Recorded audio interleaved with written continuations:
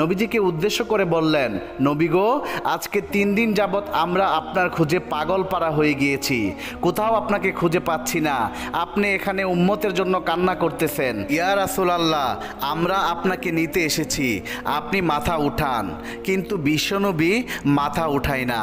তখন হযরত আবু বকর রাদিয়াল্লাহু তাআলা আনহু বলেন, ইয়া রাসূলুল্লাহ, যেই উম্মতের জন্য আপনি এভাবে কান্না করছেন, আমি আবু বকর কথা দিলাম আমার তামাম জিন্দেগীর ইবাদতগুলো আপনার উম্মতের নামে ওয়াকফ করে দিলাম, আপনি মাথা উঠান।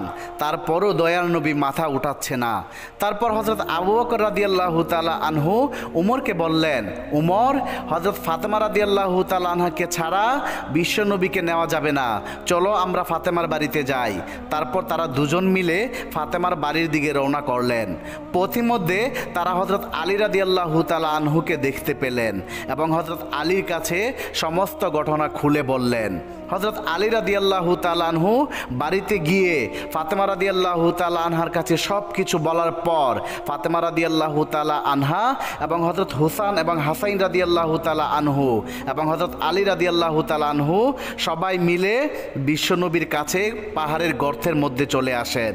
হযরত ফাতেমা রাদিয়াল্লাহু তাআলা আনহা বিশ্বনবীকে উদ্দেশ্য করে বলতে লাগলেন, আব্বা গো, আপনি কিভাবে পারলেন আজকে 3 দিন যাবৎ আমাদের সবাইকে ছেড়ে এই গুহায় এসে পড়ে থাকতে?